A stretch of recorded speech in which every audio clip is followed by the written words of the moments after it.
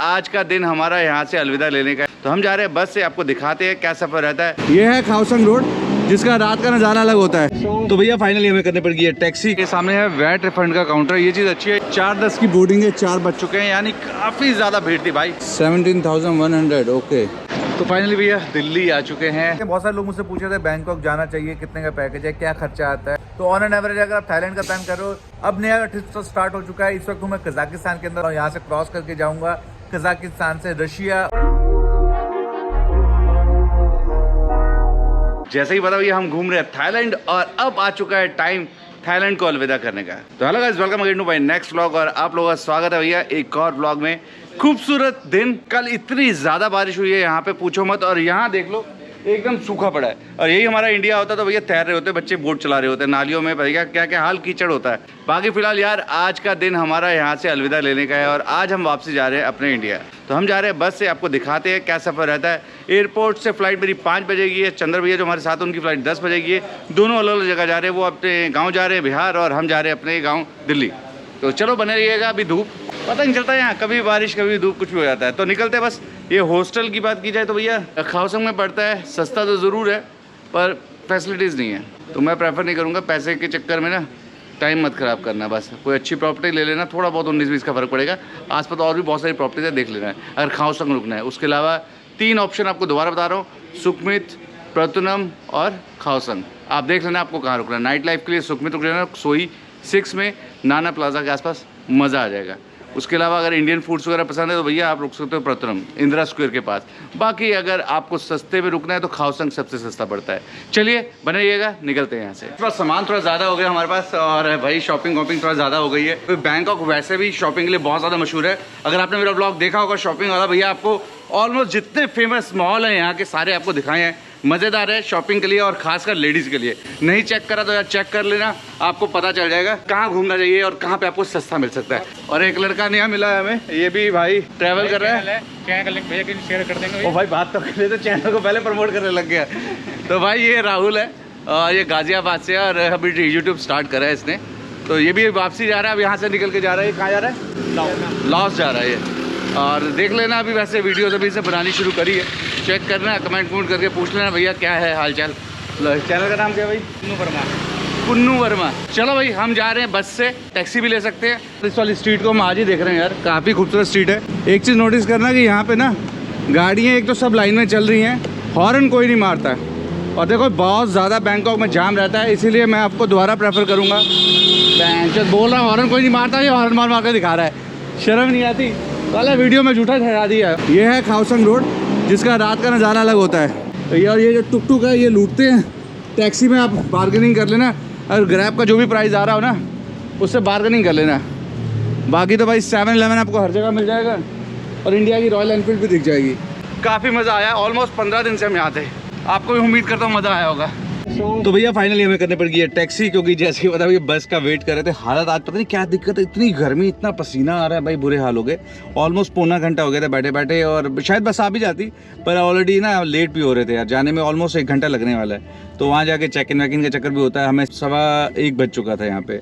तो बस हमने कर ली, इसकी 6 बजे की फ़्लाइट है, उसकी लेट है। तो हमने 300 बाट में अपनी टैक्सी कर लिया फाइनली। 100 बाट सब बंदे के हिस्से आ गए। और लमसम बात कर लेना, मीटर पे मत चलना। मीटर पे क्या होता है कि घुमा के आपका बढ़िया बना देगा हिसाब तक, समझ रहे ना। कैब ऐप में क्या प्राइस आ रहा है उसके अकॉर्डिंग आप इनसे बात करो और कर लो।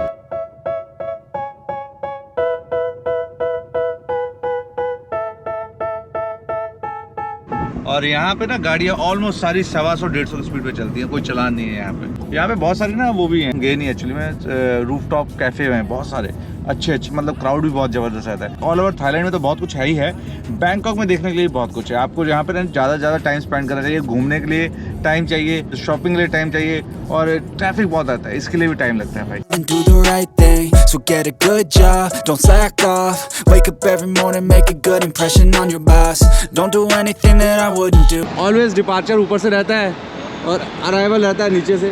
तो यहाँ पे एक चीज़ बहुत अच्छी है, हमारे इंडिया की तरह ना यहाँ पे किसी को बताना नहीं पड़ता, पासपोर्ट नहीं दिखाना पड़ता। तो मतलब लोकल आदमी कोई भी अंदर जा सकता है। जैसे हम गए, किसी ने कुछ नहीं पूछा।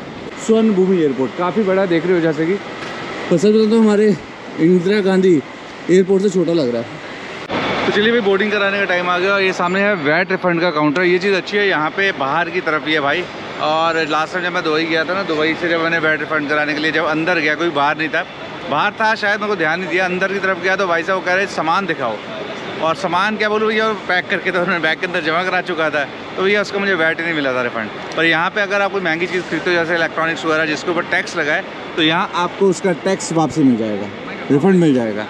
तो अच्छी चीज़ है ये चीज़। पहले बोर्डिंग करते हैं, उसके बाद आराम से बात करेंगे। चंद्र भैया रात की फ़्लाइट है, रात तक वेट करेंगे हैं भाई। जिस हिसाब से भीड़ लग रही है ना, 1 घंटा लग जाएगा इसको। 3 सवा 3 हो चुके हैं और बाकी इमिग्रेशन वगैरह सिस्टम में बहुत टाइम लगता है। बस अपनी टिकट लेते हैं, काउंटर पर खड़ा हूँ, बोर्डिंग पास मिला है 1 घंटे बाद। फाइनली अपना बोर्डिंग हो गया। चंद्र की फ़्लाइट है रात की, अपनी फ़्लाइट है अभी की। चंद्र को करते हैं अलविदा भैया, सही सलामत पहुँच जाना, बाकी सब बढ़िया है। चलो भाई निकलते हैं, हम भी आगे जाना है, 3 नंबर पर जाना है। फिर इमिग्रेशन होता है। इमिग्रेशन इनका जो चेकिंग वैकिंग ना बहुत ही पचड़े वाला रहता है, पूरा चेक करते हैं। ये सब चीज़ों में बहुत टाइम लग जाता है। चलो निकलते हैं यार, बाय बाय बैंकॉक। ये है एयरपोर्ट पूरा, यहाँ हम जा रहे हैं चेकिंग के लिए, डिपार्चर।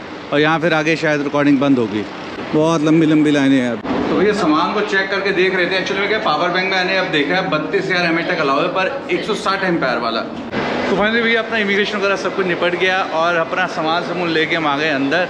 और अब यहाँ से चल रहे हैं अपना गेट की तरफ। 4:10 की बोर्डिंग है, 4 बज चुके हैं, यानी काफ़ी ज़्यादा भीड़ थी भाई, बहुत ज़्यादा। पहले 1 घंटा लग गया नीचे बोर्डिंग पास लेने में, और उसके बाद 1 घंटा लग गया भैया इमिग्रेशन करने में। वैसे ऐसे और कंट्रीज़ का, सिंगापुर दुबई का है ना सिस्टम, वो सिस्टम इनको भी कर देना चाहिए, क्योंकि बहुत ज़्यादा टूरिस्ट आते हैं यहाँ पे। फिर भी नहीं कर रहे भाई, कोई बात नहीं। आपको तो ड्यूटी फ्री की झलक दिखाते हुए निकलते हैं। ये सारा ड्यूटी फ्री का काउंटर है। दारू दूर तो वैसे सस्ती है भाई, देख लो ब्लैक लेबल मिल रही है यहाँ पे भैया 1250 बाट में। और ये ब्लैक लेबल कोई और ब्रांड है, ये कॉम्बो मिल रहा है 4300 बाट में, और एक मिल रहा है 2900 बाट में। भाई अलग अलग है, 3 का कॉम्बो, 4 का कॉम्बो। हमें जाना है E2 पे, काफ़ी आगे है वो भी गेट। खाने पीने को बहुत महंगा मिलता है, बाकी तो यहाँ पे दारू बहुत सस्ती मिलती है, मुझे इतना पता है। बढ़िया है यार, एयरपोर्ट बढ़िया है, सामान बहुत महंगा रहता है नो डाउट, फिर भी लोग देखो कितना दबा के शॉपिंग कर रहे हैं यहाँ पे। भाई ये इलेक्ट्रॉनिक्स कब से मिलने लग गया है यहाँ पे। ये combo battery charger how much भाई? GoPro 11 है 17,100. 17,100 ओके भाई, महंगा है। इट्स इन 15,000 इन पटाया। तो चलो फिलहाल तो भैया अपनी बोर्डिंग स्टार्ट होने वाली है। E2 पे जाना है और बहुत दूर है भाई गेट। शॉपिंग के लिए दबा के थाईलैंड वैसे मशहूर है यार। 9 मिल रहा है 1108 बाट का है। ऑल ओवर ये है कि यहाँ पे मैं पहली बार देख रहा हूँ इलेक्ट्रॉनिक्स खुला हुआ है अंदर यार। भाई E3 दिख रहा है, E4 दिख रहा है, E2 किधर है? छोटे छोटे ड्यूटी फ्री के काउंटर इन्होंने अलग बना रखे हैं। यहाँ भी दारू वारू मिल रही है यार। टाइम से इन्होंने 4:10 का टाइम लिखा था, 4:10 में एंट्री तो करवा दी है। इमिग्रेशन वगैरह तो अपना स्मूथली हो गया, पर बहुत ज़्यादा वेटिंग होती है, तो इसलिए टाइम से आया ना। तो वैसे तो बहुत ज़्यादा चीज़ें अपडेट है, पर ये सिस्टम बहुत स्लो लगा। तो चलिए भाई फ़्लाइट अपनी लग चुकी है, बोर्डिंग अपनी स्टार्ट हो चुकी है, और बस पानी भर लेते हैं फिर बैठते हैं अपनी फ़्लाइट में। जनरली ना आप ये वाली बॉटल्स लेके आया करो, ये बॉटल्स फेंकते नहीं है, और जो आप खरीदते हो ना वो फेंकवा देते हैं।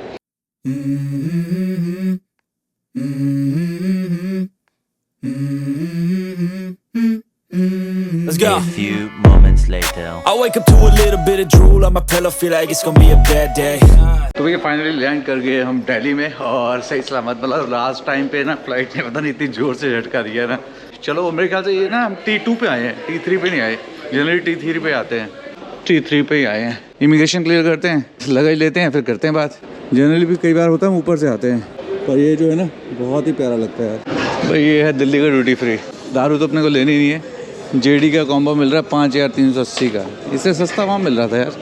क्या ही करना है हमें। और ये कि ऑफ़र ऊपर सही रहते हैं एज़ कम्पेयर। सारा दारू का है भाई, मतलब इंडिया में लगता है दारू ज़्यादा पीते हैं, दारू। चलो भाई फटाफट अपना लगेज लेते हैं, उसके बाद देखेंगे क्या करना है।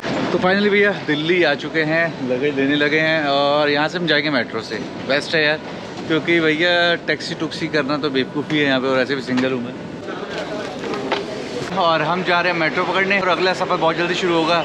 इस वीडियो को इतना रखते हैं। कुछ पूछना हो, दोबारा कह रहा हूँ, बात करनी हो कमेंट कर देना। छोटी मोटी बात करनी है इंस्टाग्राम पे फॉलो कर सकते हो। तो चलिए इस वीडियो को इतना रखते हैं, मिलते हैं अगले वीडियो में गाइस, मतलब मिलते हैं अगले ट्रैवल में जल्दी। Bye bye guys, bye bye bye bye. तो रुको जरा, सब्र करो। सो हेलो दोस्तों, कैसे हैं आप लोग? जैसे ही बताइए भैया, हमने अभी पीछे ट्रैवल करा था, थोड़ी सी उसके बारे में डिस्कस करने वाला हूँ। थोड़ा जल्दी बोलने वाला हूँ भाई साहब, क्योंकि ऑलरेडी वीडियो बहुत लंबी है। तो बात करते हैं। बहुत सारे लोग मुझसे पूछे थे बैंकॉक जाना चाहिए, कितने का पैकेज है, क्या खर्चा आता है। एक्चुअली मैंने ट्रैवल करा था वियतनाम और बैंकॉक का। बहुत ज़्यादा शोर है, क्योंकि मैं इस वक्त नेक्स्ट ट्रैवल पे निकल चुका हूँ। 20 दिन आपका था मैं वियतनाम में, और 15 दिन था आपका थाईलैंड में, मैं वियतनाम से थाईलैंड आया था। अब अगर आप इंडिया से अप डाउन करते हो थाईलैंड का, तो देखो मोटा मोटा बताऊं तो आपको 20 से 25 हज़ार की फ़्लाइट टिकट मिल जाती है। अगर आप डिपेंड करता है टाइम से लोगे तो 20 हज़ार की, थोड़ा लेट लोगे 25 हज़ार की फ़्लाइट टिकट मिल जाएगी। उसके अलावा भैया वहाँ पहुँचने के बाद अगर होटल की बात की जाए, अगर आपके ऊपर प्लान है 6-7 दिन का, सबसे सस्ता पड़ता है वो पड़ता है बैंकॉक और पटाया। सबसे पहले जब उतरोगे तो आपको मैंने बस से कैसे आना है मैंने आपको रूट बता रखा है, और अगर आप टैक्सी करके जाते हो ज़्यादा लोग हो तो वो भी आपको बता रखा है। आपको पटाया अराउंड 150 किलोमीटर है वहाँ से, एवरेज 1.5 से 2 हज़ार का 3 स्टार होटल मिल जाता है। चेक कर लेना। गेस्ट फ्री, गेस्ट फ्री मतलब क्या होता है कि अगर आप किसी को लेके आते हो कोई चार्ज नहीं होता है, फ्री मतलब फ्री, और अगर नहीं है तो भैया उसका चार्ज लेंगे।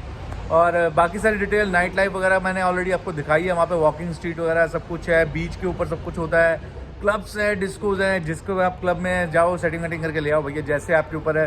हनी मसाज है, बहुत सारी एक्टिविटीज़ होती है, स्पोर्ट्स एक्टिविटी होती है। अगर आपको स्पोर्ट्स एक्टिविटी बुक करनी है तो ऐप है क्लॉक, KLOOK, क्लॉक ऐप के थ्रू आप उसको बुकिंग कर सकते हो। ट्रांसपोर्टेशन यूज़ करना है तो भैया ग्रैब, वरना जनरली वहाँ टुक टुक यूज़ करना है।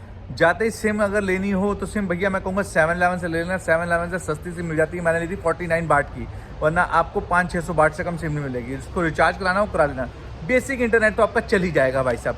और क्या रह गया भैया, बाकी तो देखो उल्टी सीधी बातें पूछने के लिए इंस्टाग्राम पे पूछ लेना भाई कि कहाँ है, कितना है, रेट वेट सब चीज़ें।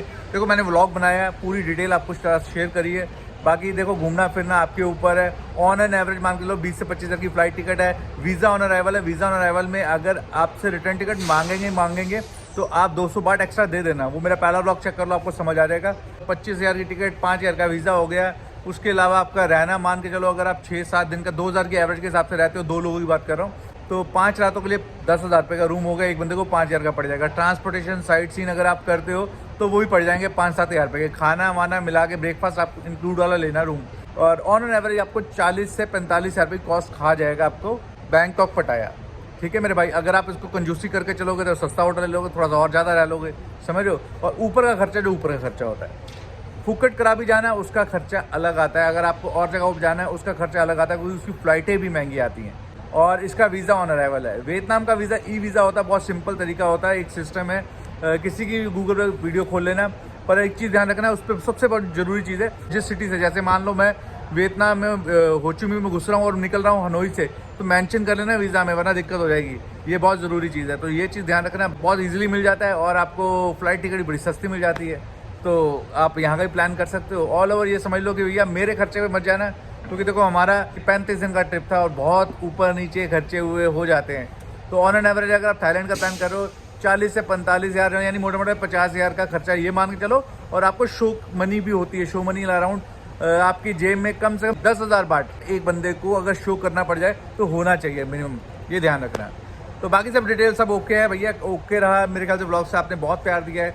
अब नया ट्रिप स्टार्ट हो चुका है। इस वक्त हूँ मैं कजाकिस्तान के अंदर, आगे आपको घुमाने वाला हूँ। यहाँ से क्रॉस करके जाऊँगा कजाकिस्तान से रशिया, उसके बाद ताशकंद। ये मेरा 3 कंट्री का ट्रिप है। ये प्लान ए है। प्लान बी, अगर मैं रशिया नहीं पहुँच पाया तो आपको कजाकिस्तान और ताशकंद घुमाऊँगा। तो 2 या 3 ये मेरा प्लान है।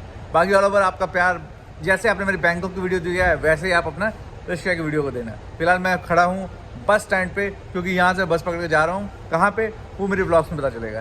देखो ज़िंदगी बहुत छोटी सी है, दुनिया बहुत बड़ी है, तो हंसते रहिए, मुस्कुराते रहिए और प्यार बरसाते रहिए, और मेरी वीडियो को लाइक करते रहिए, कमेंट करते रहिए, शेयर करते रहिए। मिलते हैं अगली वीडियो में, अगले ट्रैवल में, अगली सीरीज़ में। Bye bye bye bye bye bye. I feel like I'm losing my mind. Is everybody in the world blind?